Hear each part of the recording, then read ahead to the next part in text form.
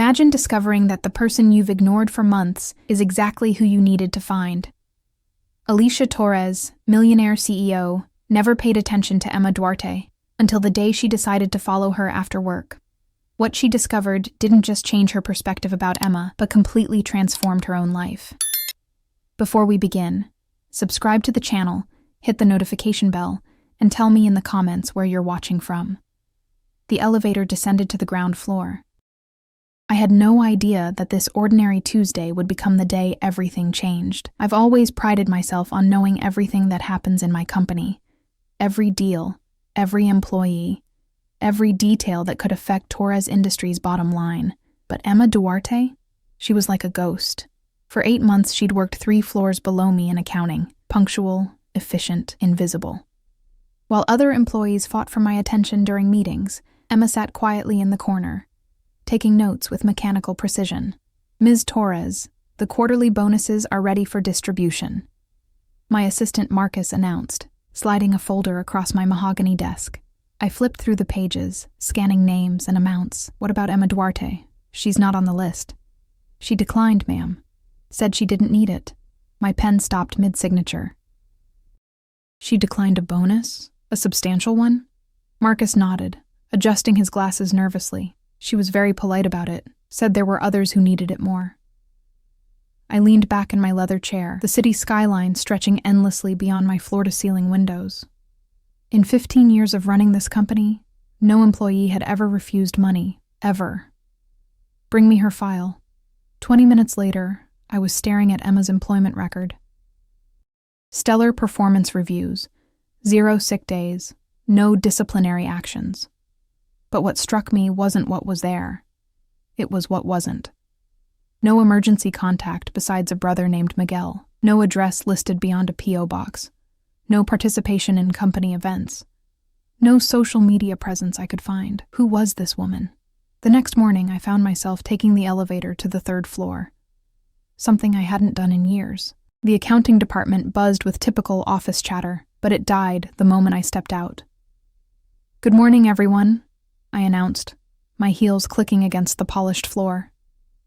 A chorus of nervous, "Good morning, Ms. Torres," echoed back. I spotted Emma immediately. While everyone else had turned to face me, she kept her eyes fixed on her computer screen, fingers flying across the keyboard. Her dark hair was pulled back in a simple ponytail, and she wore a navy blazer that had seen better days. "Emma," I called out. She looked up then, and I was struck by her eyes. Deep brown, intelligent, but guarded. "Yes, Ms. Torres? Could I speak with you privately?" The office fell silent. Emma's colleagues exchanged glances, probably wondering what she'd done wrong. She followed me to an empty conference room, her posture straight but tense. "Please sit."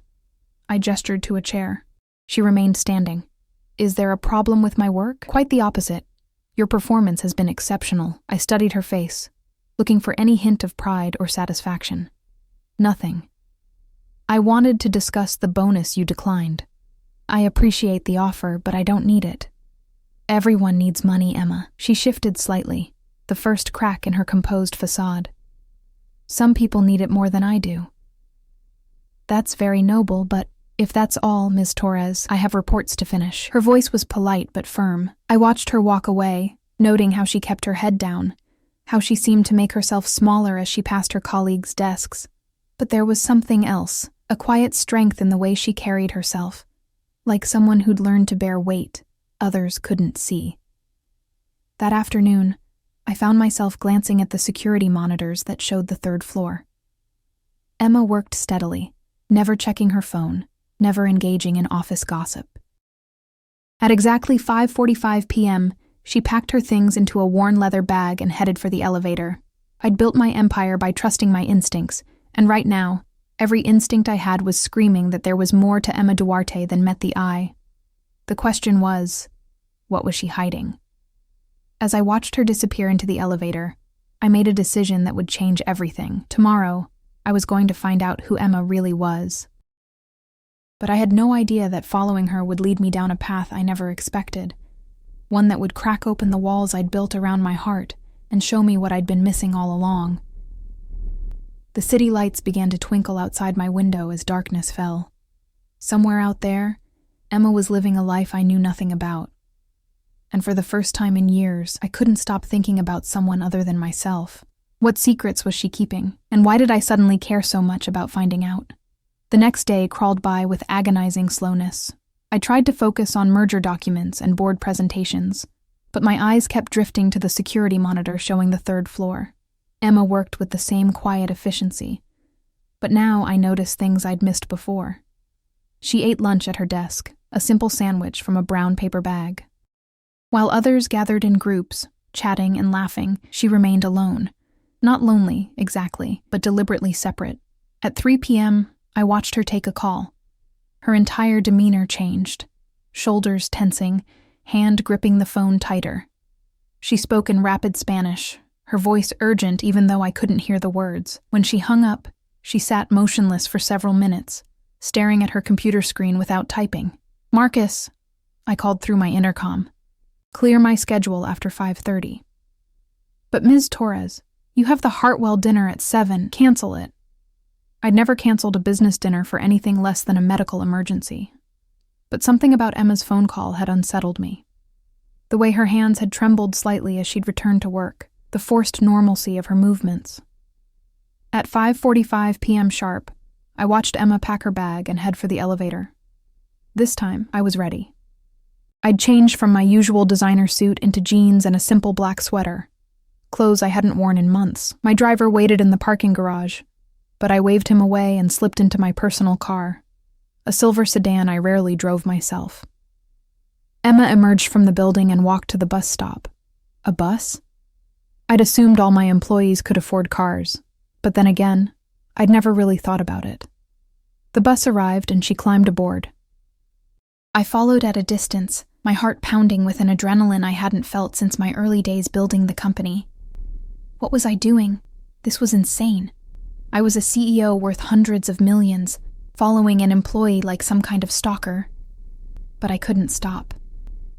The bus wound through downtown, then into neighborhoods I'd never seen despite living in this city for 20 years. The buildings grew older, the streets narrower. Graffiti appeared on walls, and small shops with Spanish signs lined the sidewalks. Emma got off at a stop near a community center. I parked across the street and watched as she walked up to a group of children playing soccer in a small courtyard. They rushed toward her, calling out, "Emma! Emma!" in voices bright with joy. She knelt down, hugging each child, her face transformed by a smile I'd never seen in the office. This wasn't the quiet, reserved woman from accounting. This was someone completely different, warm, animated, alive. An older woman approached, and Emma handed her an envelope. Even from my car, I could see it was thick with cash. My declined bonus, I realized. She'd given it away. I sat there for an hour, watching Emma help children with homework, organize games, and distribute snacks from her own bag. She moved with purpose and joy, completely in her element. When she finally left, I followed the bus to another stop in an even more run-down area. Emma walked to a small apartment building, its paint peeling and windows barred. She climbed to the second floor and disappeared inside. I waited in my car, engine running, trying to process what I'd seen. The Emma from the office was real, but she was only one piece of a much larger puzzle. This woman, the one who gave away bonuses to help children, who lived in a neighborhood I'd never imagined. Who was she really? My phone buzzed with messages from Marcus about the canceled dinner, from board members about tomorrow's meetings, from my social circle wondering where I'd disappeared to. But for the first time in years, none of it seemed important. I thought about my penthouse apartment with its marble floors and designer furniture, about the restaurants where I ate alone while reviewing contracts, about the charity galas where I wrote checks and posed for photos without ever really seeing the people I was supposed to be helping. When had I become so disconnected from real life? When had I stopped seeing people as anything more than numbers on a spreadsheet? A light came on in what I assumed was Emma's apartment. Through the thin curtains, I could see two figures moving around. Emma and someone smaller. Her brother Miguel, probably. I started my car and drove home through streets that felt foreign now, even though I'd traveled them countless times. My penthouse felt cavernous and cold when I walked in. The silence was deafening. I poured myself a glass of wine and stood at my window, looking out at the city lights. Somewhere out there, Emma was probably helping her brother with homework or preparing for another day of work. She'd wake up early, take the bus to a job where she remained invisible, then spend her evenings giving everything she had to people who needed it. And I'd been so wrapped up in my own world that I'd never even noticed. But now I had noticed, and I couldn't unknow what I'd learned. The question was, what was I going to do about it? I couldn't sleep. Every time I closed my eyes, I saw Emma's face lighting up as those children ran to her, the way she'd knelt down to their level, the genuine love in her eyes. It was a stark contrast to the composed, distant woman I knew from the office. The next morning, I arrived at work earlier than usual. I told myself it was to catch up on the meetings I'd canceled, but really, I was waiting to see Emma arrive. At 8:15 a.m., she stepped off the elevator, looking tired but determined. She wore the same navy blazer from yesterday, and I wondered if it was one of only a few professional outfits she owned. "Marcus," I called, "I need you to research something for me." Discreetly, "Of course, Ms. Torres. Find out everything you can about the Sunshine Community Center on Maple Street. Funding, programs, everything." He raised an eyebrow but nodded, right away. By noon, I had my answer. The Sunshine Community Center was struggling. They provided after-school programs, meals, and tutoring for underprivileged children, but their funding had been cut by 60% this year. They were 3 months behind on rent and facing closure. I stared at the report, pieces clicking into place. Emma's declined bonus, her daily bus rides to that neighborhood, the envelope of cash she'd handed over. "Marcus, get me a meeting with the center's director. Today." "Ma'am?" "Just do it." That afternoon, I found myself in Maria Santos's cramped office at the Sunshine Community Center. The walls were covered with children's drawings and thank you notes. The furniture was mismatched, but everything was clean and organized. "Ms. Torres," Maria said, clearly nervous. "I have to say, this is unexpected. What can I do for you? I understand you're facing some financial difficulties." Her face tightened. "We're managing." "Are you? Because from what I can see, you're about to lose this place." Maria's shoulders sagged. "We're trying everything. Fundraisers, grant applications, but it's not enough. These kids, they need this place. For some of them, it's the only safe space they have. Tell me about your volunteers." "We have a few regular ones. There's Emma. She's been coming here for 2 years. That girl is an angel. She helps with homework, brings supplies with her own money, even covers our rent when we're short." Maria's eyes filled with tears. "I don't know what we'd do without her." My chest tightened. "She covers your rent?" "Sometimes. She says she has a good job downtown, but I know she's sacrificing for us. She never takes credit, never wants recognition, just shows up and helps." I left the center with my head spinning. Emma wasn't just volunteering, she was single-handedly keeping the place afloat. How much of her salary was she giving away? How was she surviving? That evening, I found myself parked across from Emma's apartment building again. This time, I got out of the car. The building was worse up close. Broken mailboxes, a front door that didn't quite close properly, the smell of cooking food and old cigarettes in the hallway. I climbed to the second floor and stood outside apartment 2B, my heart pounding. I could hear voices inside, Emma speaking in Spanish to someone younger. Her brother, I assumed. They were laughing about something, and the sound was so warm, so genuine, that it made my chest ache. I raised my hand to knock, then stopped. What was I doing? What would I say? "Hi, I followed you home and investigated your life." Instead, I stood there listening to the sounds of a real home. Not the sterile silence of my penthouse, but the messy, beautiful noise of people who cared about each other. "Emma, ¿tienes hambre?" the younger voice asked. "Siempre," Emma replied, and they both laughed. I understood enough Spanish to know they were talking about being hungry, and the casual way they joked about it suggested this was a common topic. My stomach twisted. While I spent hundreds of dollars on single meals at fancy restaurants, Emma was rationing food to help others. I walked back to my car, but I didn't leave. I sat there for hours, watching the light in their window, thinking about the woman I thought I knew versus the woman I was discovering. Emma Duarte wasn't just an employee. She was someone who sacrificed everything for others, who found joy in helping children, who lived with less so others could have more. She was everything I'd forgotten how to be. And tomorrow, I was going to have to face her at work, pretending I didn't know any of this, pretending I was still the same person I'd been a week ago. But I wasn't the same person. Following Emma had cracked something open inside me, something I'd buried under years of corporate success and personal isolation. The question was, what was I going to do about it? The next morning, I couldn't concentrate on anything. Every email felt trivial, every meeting pointless. I kept thinking about Emma upstairs, probably working on spreadsheets while worrying about rent money and her brother's school supplies. At 11 a.m., I made a decision that would have seemed impossible a week ago. Marcus, I'm going to the 3rd floor. Again, ma'am. And I want you to prepare a donation check. $50,000 to the Sunshine Community Center. His eyes widened. 50,000? Should I run this by the board? No. It's coming from my personal account. I took the elevator down, my palms sweating like a teenager on a first date. The accounting department fell silent as I entered, but this time I walked directly to Emma's desk. Emma, could we talk? In my office this time. She looked up, those guarded brown eyes searching my face. Of course, Ms. Torres. The elevator ride to the top floor was silent. Emma stood perfectly still, hands clasped in front of her, but I could see the tension in her shoulders. My office felt different with her in it. Smaller somehow, despite its massive size. She stood near the door, clearly uncomfortable with the luxury surrounding her. Please sit. I gestured to the chair across from my desk. She perched on the edge, ready to flee. Is this about my work? Because I can explain. Emma. I interrupted gently. You're not in trouble. I want to talk to you about something else entirely.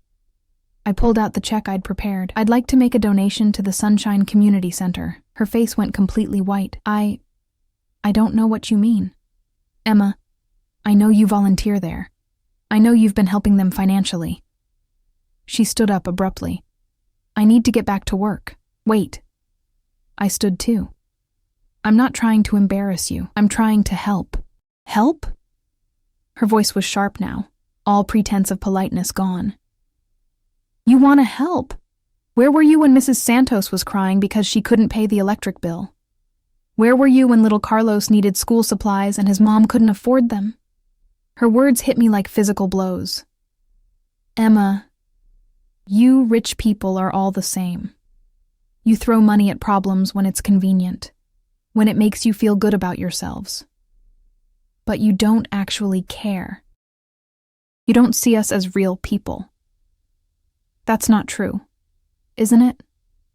She stepped closer, and I could see tears forming in her eyes. Do you even know my last name without looking at my file? Do you know anything about me besides what's on my employee record? I opened my mouth to respond, then closed it. She was right. Until a week ago, I hadn't known anything about her. I thought so. She turned toward the door. Your brother Miguel is 16, I said quietly. He's a junior at Roosevelt High. You've been taking care of him since your parents died in a car accident 3 years ago. You work at the community center every evening, and most weekends. You give away most of your salary to help others, and you take the bus because you can't afford a car. She froze, her hand on the door handle. You declined the bonus because you knew I'd just spend it on something I didn't need, while that money could feed families for weeks. You avoid company events because you can't afford the clothes or the time away from your real responsibilities. Slowly, she turned around. How do you know all that? Because I followed you. The words hung in the air between us. Emma's eyes widened, and I saw a flash of fear cross her face. I followed you because I couldn't understand why someone would turn down money. I've spent my whole life believing that everyone wants more, that success is measured by what you accumulate. But you... I shook my head. You turned my entire worldview upside down. You followed me? Her voice was barely a whisper. I know how it sounds. I know it was wrong. But Emma, watching you with those children, seeing how you live, how you give, it changed something in me. She was quiet for a long moment, studying my face. What do you want from me? I want to help. Really help. Not just write a check and walk away, but actually make a difference. Why? It was a simple question, But the answer was complicated, because I've spent 15 years building an empire, and I just realized I've never built anything that actually matters, because I have more money than I could spend in 10 lifetimes, and you're rationing meals to help strangers. Because... I stopped, the real reason catching in my throat. Because what? Because you're the most extraordinary person I've ever met, and I want to be worthy of knowing you. Emma stared at me for what felt like an eternity. Then, to my surprise, she sat back down. The center needs more than money, she said finally. It needs consistent support, reliable volunteers, someone who understands what these kids are going through. Then teach me. You want to volunteer? At a community center in the barrio? I want to learn how to be the kind of person who sees a problem and fixes it, instead of just writing checks from a distance. Emma was quiet again, and I could see her weighing my words, trying to decide if I was sincere or just another rich person playing at charity. If you're serious, she said slowly, then you need to understand something. These kids don't need a savior. They need consistency. They need someone who shows up even when it's hard, even when it's not convenient. I understand. Do you? Because this isn't a photo opportunity. This is real life, with real problems that don't have easy solutions. I met her gaze steadily. I'm ready to learn. For the first time since I'd known her, Emma smiled, really smiled, and I felt something shift in my chest, something warm and unfamiliar. Okay, she said, but we do this my way. That evening, I found myself standing outside the Sunshine Community Center, wearing jeans and sneakers, feeling more nervous than I had before any board meeting. Emma had agreed to let me volunteer, but her conditions were strict. No special treatment, no publicity, and absolutely no throwing money at problems without understanding them first. You came, Emma said, opening the door. She looked surprised, as if she'd expected me to change my mind. I said I would. She led me inside, where chaos reigned.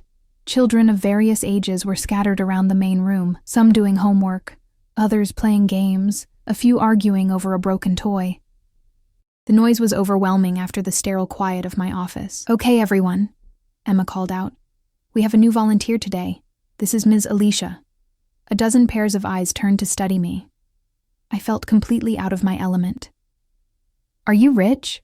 Asked a boy who couldn't have been more than 8. Carlos, Emma warned.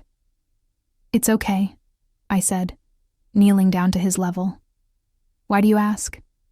You smell expensive, he said matter-of-factly, like the ladies who come to take pictures sometimes. Emma shot me a look that said, I told you so. But I pressed on. I do have money, but I'm not here to take pictures. I'm here to help. Can you help with math? Asked a girl with pigtails. It's really hard. I can try. For the next 3 hours, I was immersed in a world I'd never experienced. I helped with homework, refereed arguments, and listened to stories about school, family, and dreams for the future. These children were dealing with problems I couldn't have imagined. Parents working multiple jobs, older siblings in trouble, worries about having enough food. But they were also resilient, funny, and incredibly smart. They taught me games I'd never heard of, corrected my terrible Spanish pronunciation, and accepted me with the easy trust that only children possess. You're not what I expected, Emma said during a quiet moment. We were cleaning up art supplies while the kids played outside. What did you expect? Someone who would last about 20 minutes before making excuses to leave. I looked around the room, at the mismatched furniture, the peeling paint, the handmade decorations. This place is incredible. These kids are incredible. They are. But they're also exhausting, demanding, and sometimes heartbreaking. This isn't a feel-good movie where everything gets better because a rich person shows up. I'm starting to understand that. Emma studied my face. Are you? Because little Sophia over there? Her mom works 3 jobs and still can't afford her asthma medication. And Marcus? Not your Marcus, our Marcus. He's brilliant, but he'll probably drop out of high school to help support his family. Each story hit me like a punch to the gut. How do you do it? How do you face this every day without falling apart? Because falling apart doesn't help anyone. And because these kids deserve someone who believes in them. We worked in comfortable silence for a while, and I found myself stealing glances at Emma. Here, surrounded by the children she loved, She was completely different from the reserved woman at the office. She was animated, patient, endlessly creative in solving problems. "Emma," I said finally, "can I ask you something personal?" She tensed slightly. "What?" "Why do you hide this part of yourself at work? You're amazing with these kids, but at the office you barely speak." She was quiet for so long I thought she wouldn't answer. Then, "Because people like you don't usually care about people like me." "What do you mean?" "I mean, I learned a long time ago that it's easier to be invisible than to be disappointed. Rich people, successful people, they see us as inspiration porn or charity cases, not as real people with complex lives." Her words stung because they were true. "I was one of those people. Yes, you were. But I'm trying to change." "Why?" She turned to face me fully. "Why does this matter to you so much?" I thought about lying, giving her some noble answer about social responsibility, but something about this place, about her, demanded honesty. "Because I'm lonely," I said quietly. "I have everything I thought I wanted. Money, success, power. But I don't have anyone who actually knows me. I eat dinner alone every night in a penthouse that feels like a museum. I haven't had a real conversation with another person in months." Emma's expression softened slightly. "And then I saw you with these kids, saw how you live, how you give, and I realized I've been living half a life. I want to matter to someone the way you matter to these children." "Alicia," she started, then stopped. "What?" "Nothing. It's just, you called yourself Alicia, not Ms. Torres." I smiled. "Would you prefer Alicia? I'd prefer to know who you really are underneath all that corporate armor." Before I could respond, Carlos ran up to us. "Ms. Alicia, can you come back tomorrow? I want to show you my science project." I looked at Emma, who nodded slightly. "I'd love to see it, Carlos." As we prepared to leave, Emma walked me to the door. "Thank you," she said quietly. "For today. You surprised me." "Good surprised or bad surprised?" "Good. Definitely good." Standing there in the doorway, with the sounds of the neighborhood around us and the warmth of the center behind us, I felt something I hadn't experienced in years. Hope. "Emma," I said impulsively, "would you like to have dinner? Somewhere we can actually talk?" She hesitated. "I don't know if that's a good idea." "Why not?" "Because you're my boss.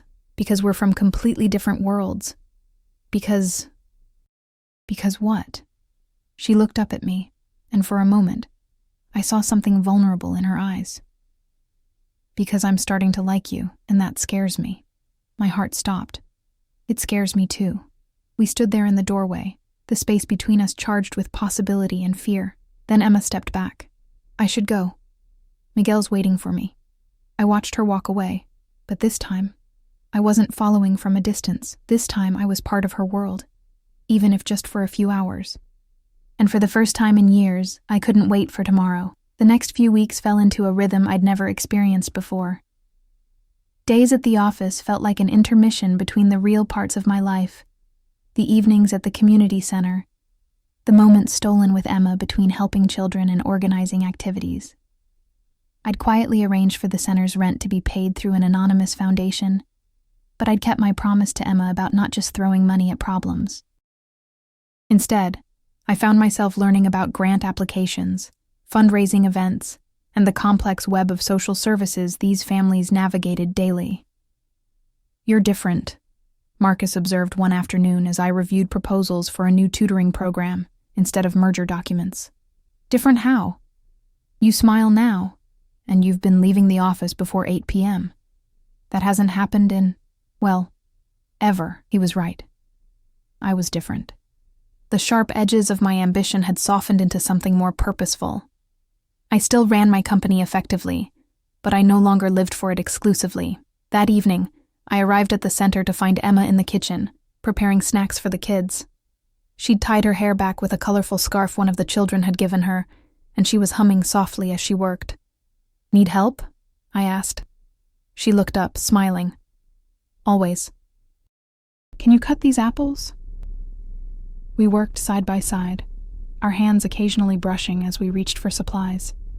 Each touch sent electricity through me, and I found myself looking for excuses to be closer to her. "Alicia," she said softly, "can I ask you something? Anything. What's your real story? Not the corporate biography, but the real one. How did you become you?" I set down my knife, considering how much to reveal. I grew up poor. Not as poor as some of these kids, but poor enough. My parents worked multiple jobs, and I swore I'd never struggle like that again. "So you built an empire." "I built walls. The empire was just a side effect." I looked at her. I thought if I had enough money, enough success, I'd be safe. But somewhere along the way, I forgot what I was trying to protect. Emma moved closer, her eyes soft with understanding. And now? Now I think maybe what I was really looking for was this: connection, purpose. Someone who sees me as more than just a bank account. Is that what you think I see? I hope not. She reached out and touched my hand gently. I see someone who's brave enough to change. Someone who shows up even when it's hard. Someone who makes Carlos laugh and helps Sophia with her reading and doesn't flinch when Marcus spills juice on her expensive shoes. They're just shoes. Exactly. Her smile was radiant. That's what I mean. Before I could respond, we were interrupted by a commotion in the main room. Sophia was crying, and several children were gathered around her. "What happened?" Emma asked, rushing over. "My mom can't pick me up," Sophia sobbed. "She has to work late again, and I don't have bus money to get home." Emma knelt down, pulling the little girl into a hug. "It's okay, mija. We'll figure it out." I watched Emma comfort Sophia, saw the way she naturally took responsibility for solving the problem, and something clicked into place in my chest. This wasn't just attraction or admiration anymore. This was love. "I can drive her home," I offered quietly.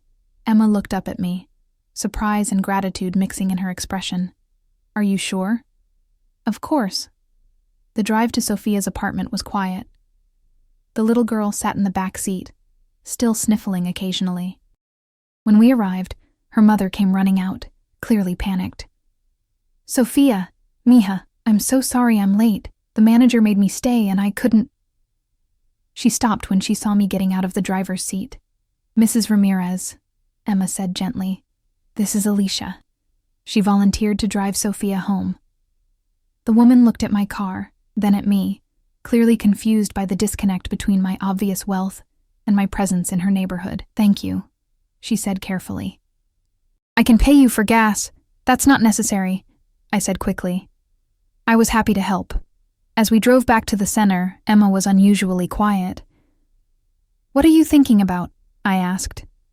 "Mrs. Ramirez works as a cleaning lady in an office building downtown. She makes in a month what you probably spend on lunch." "Emma, I'm not criticizing you. I'm just processing. The distance between your world and theirs is so vast, but you're here anyway." "I'm here because of you." She turned to look at me. "What do you mean?" I pulled over, needing to see her face when I said this. "I mean, you changed everything for me. You showed me what it means to live for something bigger than yourself. You made me want to be better." "Alicia, I'm falling in love with you, Emma. I know it's complicated. I know we're from different worlds, but I can't pretend anymore that this is just about volunteering or charity or whatever I told myself in the beginning." The silence stretched between us. Emma's eyes were wide, and I could see her processing my words. "You can't love me?" she said finally. "Why not?" "Because I'm your employee, because you're a millionaire and I take the bus. Because this is crazy. Maybe it is crazy, but it's also real." Emma looked out the window at the neighborhood around us. The small houses, the corner stores, the life she'd built here. "What happens when you get tired of playing in the real world? When the novelty wears off and you want to go back to your penthouse and your fancy dinners? That's not going to happen. How can you be sure? Because this isn't a game for me anymore. You're not a game for me. This is the most real I've ever felt in my life." She turned back to me, and I could see tears in her eyes. "I'm scared, Alicia." "So am I. What if we try this and it ruins everything? The center needs you now. These kids need you. I can't risk that for whatever this is. I reached out and took her hand. Then we'll be careful. We'll take it slow. But Emma, I can't pretend I don't feel this way about you. She squeezed my hand gently. I feel it too. That's what scares me. We sat there in my car, hands intertwined, both of us afraid to move forward but unable to go back. The woman who'd followed her employee out of curiosity was gone. In her place was someone I barely recognized, someone willing to risk everything for love. 3 months later, I stood in the newly renovated Sunshine Community Center, watching Emma direct a group of volunteers as they set up for the grand reopening celebration.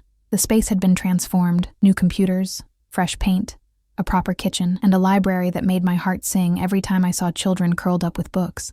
But the most beautiful sight was Emma herself. She moved through the space with confidence and joy.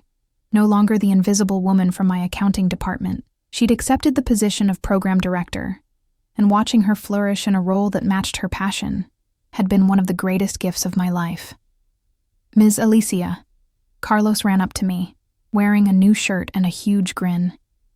Did you see the science lab? It's amazing. I did see it. Are you excited to start the robotics program? So excited. And guess what? My mom got a new job at your company. She says the benefits are really good. I smiled. Over the past few months, I'd quietly restructured Torres Industries' hiring practices, creating pathways for people from underserved communities, and offering comprehensive benefits that included childcare assistance and educational support. It wasn't charity. These were talented people who'd been overlooked by traditional hiring practices. That's wonderful, Carlos. Your mom is going to do great. As the evening progressed, I found myself standing at the back of the room, watching the celebration unfold. Local families mingled with volunteers. Children showed off their artwork, and the space buzzed with life and hope. Penny for your thoughts? Emma appeared beside me, looking radiant in a simple blue dress. Just thinking about how different everything is now. Good different or overwhelming different? Perfect different. She slipped her hand into mine, a gesture that still sent warmth through my entire body. We'd been taking things slowly, as promised, but our relationship had deepened into something I'd never experienced before. A partnership built on shared values and genuine affection. Emma, I said quietly, there's something I want to tell you. What? I've been thinking about what you said that first day, about people like me not seeing people like you as real.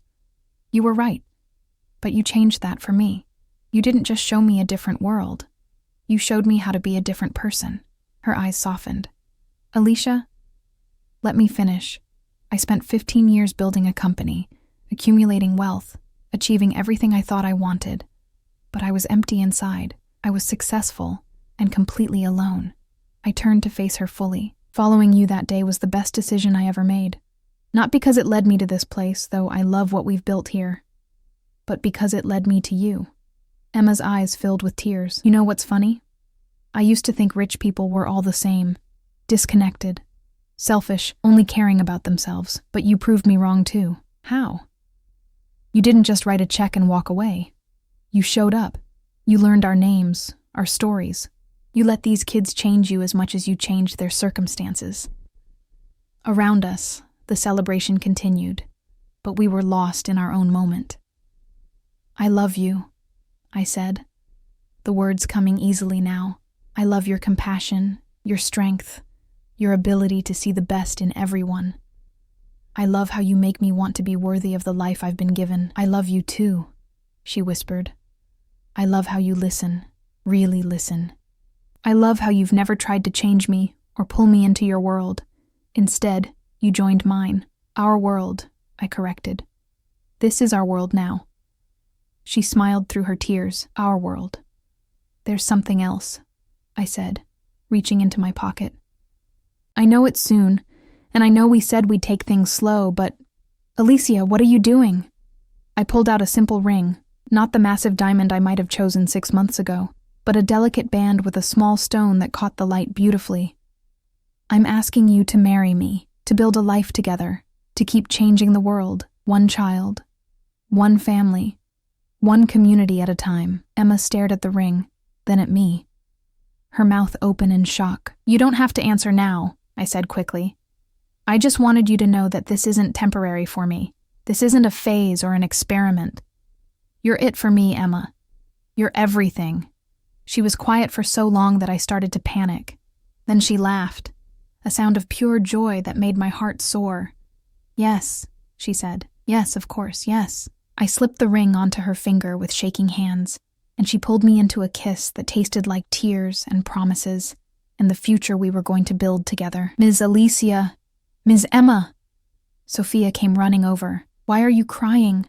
Are you sad?" "No, mija," Emma said, kneeling down to hug the little girl. "We're happy.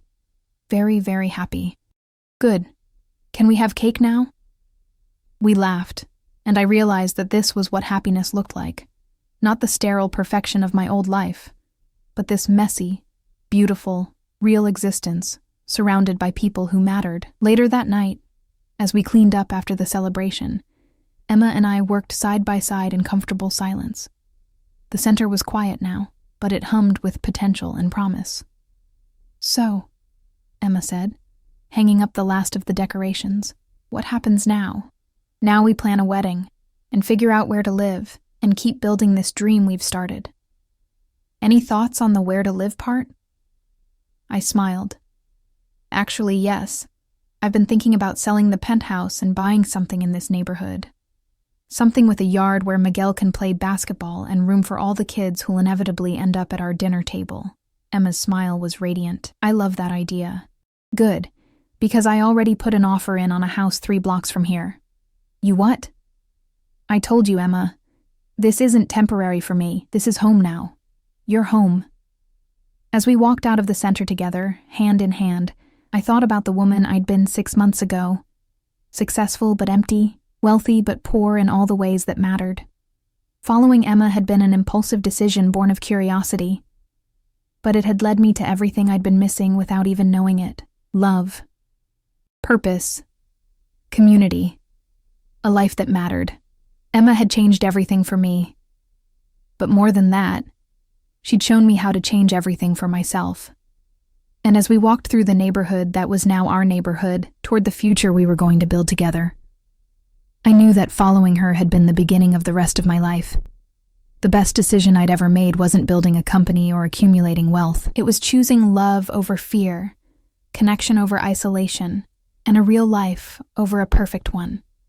And it all started with following the woman who taught me what it means to truly live.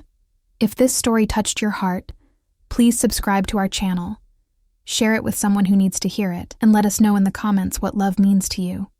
Sometimes the most unexpected journeys lead us exactly where we need to be.